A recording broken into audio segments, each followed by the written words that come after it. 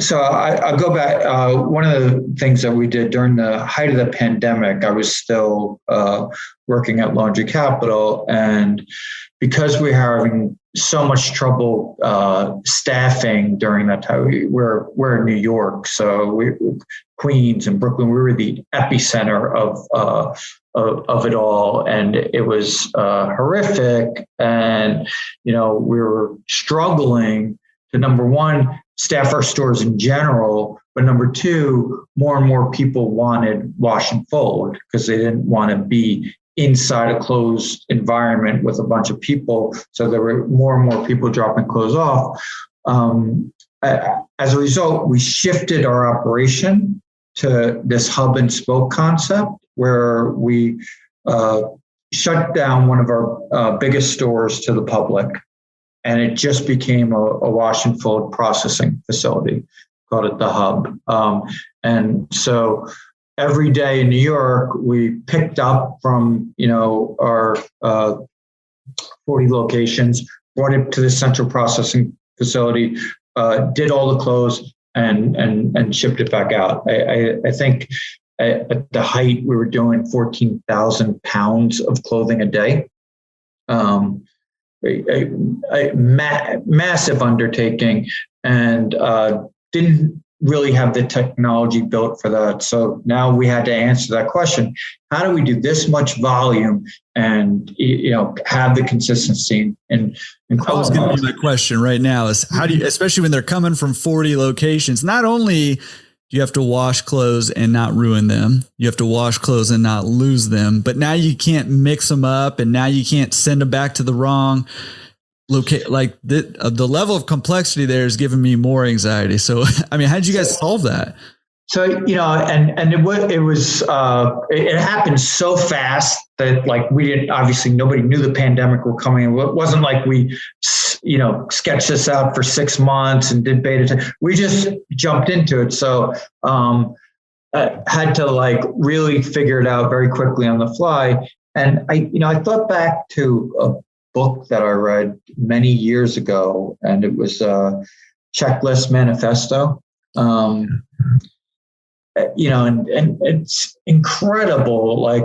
So when you take the airline industry and you use them as an example, and they're the quintessential example for making sure little things are done extremely consistently that seems stupid, that how could I forget to do this? Or, it's not a big deal, but they have a culture ingrained in them that is unbelievable. And that's why, the fail rate in the airline industry is, astonishingly low. I mean, because we all know if a aircraft, drops out of the sky or crashes, it's catastrophic to the world. It's headline news.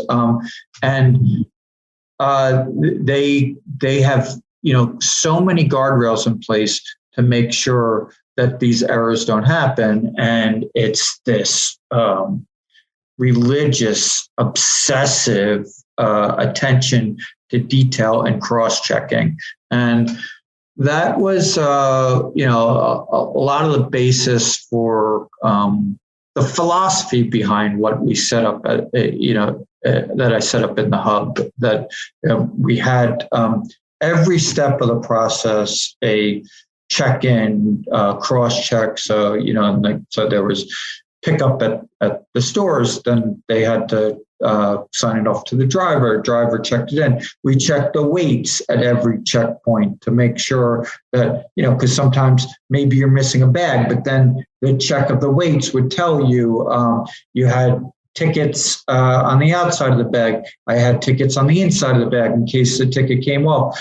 And when the clothes went to the washer, the ticket followed it, and when it transferred, because sometimes you're going from the washer, then you get interrupted, and then you have this cart of clothes that nobody knows where it is. So every single step of the process, and then it comes down to inspect what you expect, and the classic mantra. So you couldn't just create this system and expect it to just magically happen. You had to check that it was happening all the time. And when people knew that it was being checked, and then you had to have built-in rewards for people doing the right thing. I always like to say, catch people doing the right thing and recognize and praise them for that. And, we just built that culture where the quality and consistency